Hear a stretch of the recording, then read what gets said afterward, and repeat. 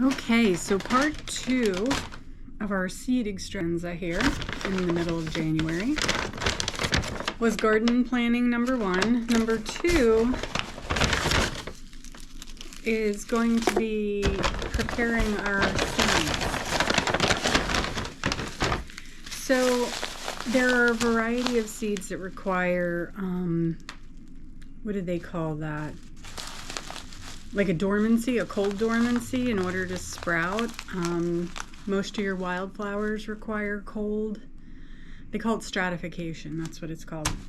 So I had bought this mix of wildflowers. It's called Shorty Low from Eden Brothers.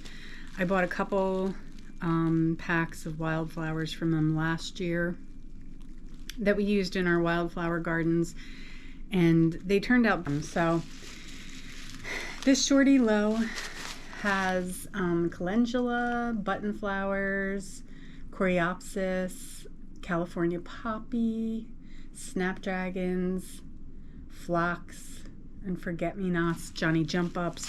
This is going to be fun, but being wildflowers, they need that cold stratification in order to germinate. So I've gotten just a bag. Oh, wrong bag.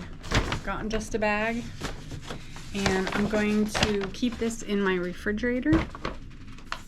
Along with is this bag filled with poppy seeds.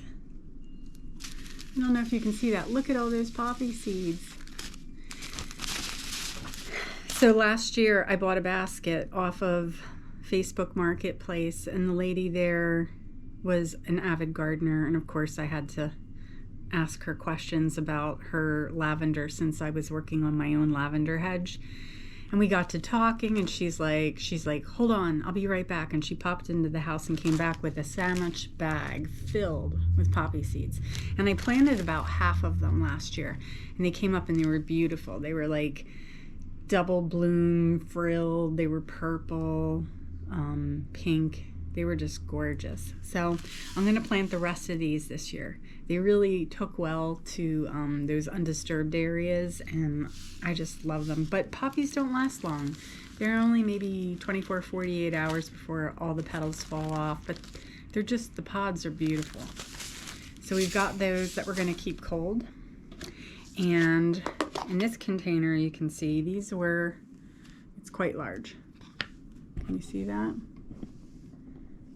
Those are our black-eyed Susans. They came from the wildflower garden. And I have a bag this big of sunflower seeds that we will be planting as well, but they don't need cold stratification the way these do. But poppies, you know, all the flowers that were listed in that mix, and the black-eyed Susans, and of course, our coneflower.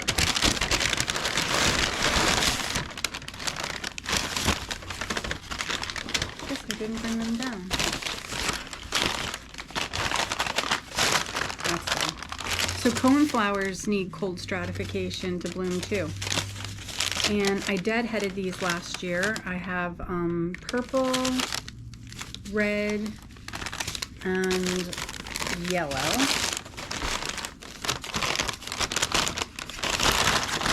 And what I did was I knocked all the seeds off, and I made little packs. So we've got the red, the purple, and the yellow. And I'm going to plant them all over the yard this there. All right, so I'm going to put them all into a bag and keep them in my refrigerator. Cold stratification requires at least 8 to 12 weeks of cold. So now it's the middle of January. That should give us through February and March, and then probably right around the middle of March, around St. Patrick's Day, when you would plan out peas, would be an excellent time to get your wildflowers out. Okay, so in they go. One of the most important parts of starting your garden is understanding the growing cycles of your plants. Do some research while you're planting. Know which vegetables need to be planted or direct sown into the garden. There are a lot of vegetables that don't like to be disturbed. Once they germinate, it can be tricky for them to catch back up if they're disturbed. One of the wildflowers, not wildflowers, one of the flowers in particular I'm growing is called lupin, and they have a very thick, strong taproot, and it's very easily damaged. And once you damage that taproot, the flower itself, the plant, will die. I remember years ago growing them, and they were doing wonderful.